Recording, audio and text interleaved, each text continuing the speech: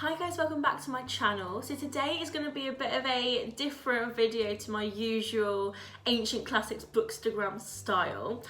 So what I'm going to be discussing today is actually my 5 best tips on how to start your dissertation.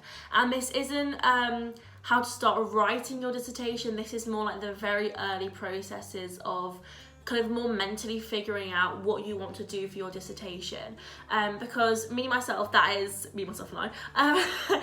is exactly what I'm currently going through at the moment. So it is the start of August, like 10th of August, and I'm going into my 3rd year in September. So obviously I need to start thinking about my dissertation now, and I would suggest to everyone else to kind of do the same. And I know that if you're watching this video, then you are probably in a similar boat, or you might have just started uni and you're intrigued to see, you know, what your dissertation at the end of your degree is going to be like. So yeah, I've kind of compiled what I've done over the past couple of weeks, which is, in my opinion anyway, the best 5 tips that have helped me start to figure out mentally and kind of like mentally wrap a dissertation around my head. So number 1, I would say, even though it may sound really simple, you just need to figure out which topics interest you. So what I would suggest here is figure out topics and modules that you've taken in the past 2 years of your university life, like related to your degree, or, you know, from books that you've read, for example, because I am an avid reader, so I've read around like ancient history quite well.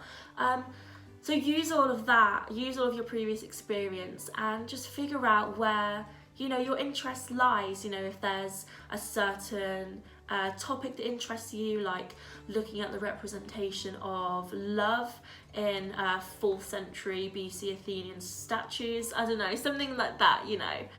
At this stage, you don't have to figure out precisely like a very, very detailed, like your dissertation thesis and your title, you know, because I think that's something that you don't need to think about just yet if you're just starting, because that's not something that I'm personally gonna figure out until after I've done all of my research.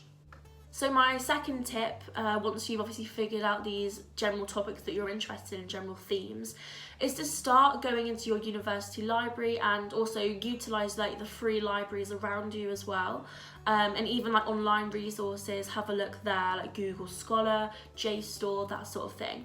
And just start doing some more general but more in-depth introductory research into, you know, the topics that you're interested in. So for me, I know that I'm very, very interested in like classical Athens and also the ancient Greek novel. But with the ancient Greek novel, I've not actually had any modules or topics at university looking in detail at them. So this is very new to me as well, and that is why I have kind of followed all these steps and I'm feeling a lot better about my journey. One thing I'll say at this stage as well is it's completely fine if, you know, you read these books and you figure out that you don't actually enjoy them as much as what you thought, and that you want to maybe move on to like a different topic. This is what this summer is for, you know. You're already ahead if you're starting this now. Most people don't even start until Christmas, you know, and that's leaving it quite last minute. And I'm a really last minute person, but I'm trying to be more on it this year, because obviously I want to do a master's and a PhD, so I need to try and get my shit together. A lot of people that I've talked to actually that have completed their dissertations, they say that from their first research proposal, you know, as you do research, you learn so much more about a topic, and that changes your perception, your perspective of what you originally thought as well. So pretty much everyone that I've talked to that have done a dissertation, it's ended up changing quite a lot from their first draft, their first idea of what it was going to be. So if that happens for you, it's completely normal, completely natural. And then my 3rd tip is to make effective notes and then start a bibliography now. So, you know, if you're already reading a lot of these books and then you know you're taking all that information in, you need to kind of start making notes. So I've already started on my laptop, just on like a Word document, just start picking out things of interest for you, because you might have to go through and read these again if you decide to do a essay question where they come in handy.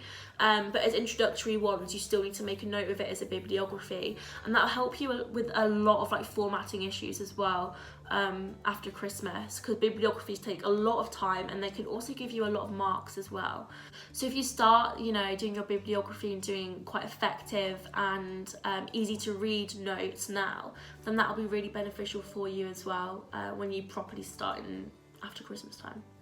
Okay, and then my fourth tip is, this is quite an important one, and I think it's to start reading past exemplar, you know, first class dissertations related to your degree and to the topics that you're interested in, if you can find one. Obviously it might have to be a bit broader than what you're originally thinking, but I found that this is one of the most helpful things that I have done since starting my dissertation, starting to, you know, just kind of mentally get myself ready and start thinking about research.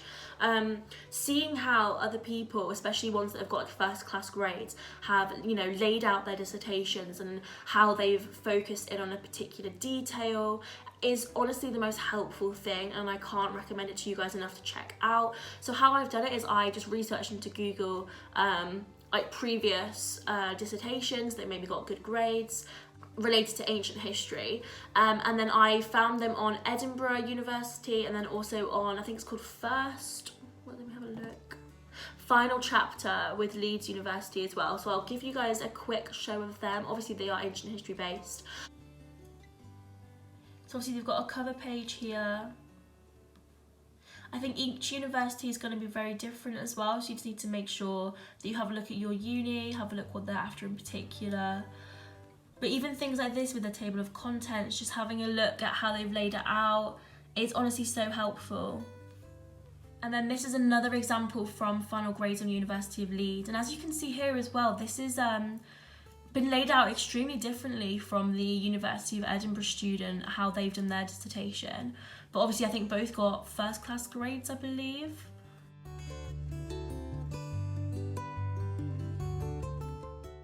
And then that brings me to my final kind of bit of advice for you guys from what I followed as well, and that's to kind of do overarching throughout the whole process. And it's just to be aware of your university's like resources, and like precisely what your module leader and your degree want from you as well, from your dissertation.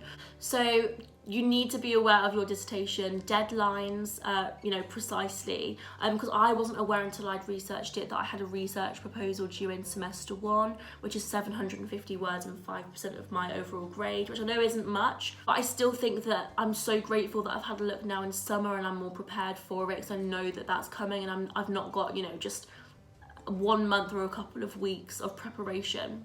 And then my second bit of advice as well is to utilise your university's resources. So I'll show you on my my Newcastle Uni website as well. They've got pages such as like research proposal planners, where you can really precisely and in detail plan out your research proposal form, which I think is really handy because I've never written a research proposal before. So I think it will be really helpful for me to use that resource. So I would just suggest for you guys as well, have a look on your own university and then also on different universities as well, if that's helpful for you, just to have a look at the resources that they offer. So this is just on the module page for my ancient history degree. So I've just had a quick look here. There's not loads of information that's been released yet, but at least I'm aware that it's a 12,000 word dissertation, and that I've got my research proposal due in semester 1, and that's worth 5% and it's 900 words. On your university as well, you should find kind of little pages like this that talk about your dissertation. So what I found on here as well, which is really, really handy, is that research proposal planning tool. And it just takes you step by step through the entire process, which is really, really, really handy.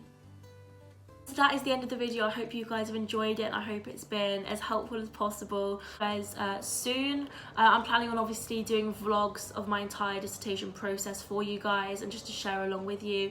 If you've got any more tips or advice or anything you want to share, leave it in the comments below and everyone can have a look through that as well, and this can be like a bit of a dissertation support bubble for everyone. So yeah, I hope you have a lovely day, and I'll talk to you all soon. Thank you.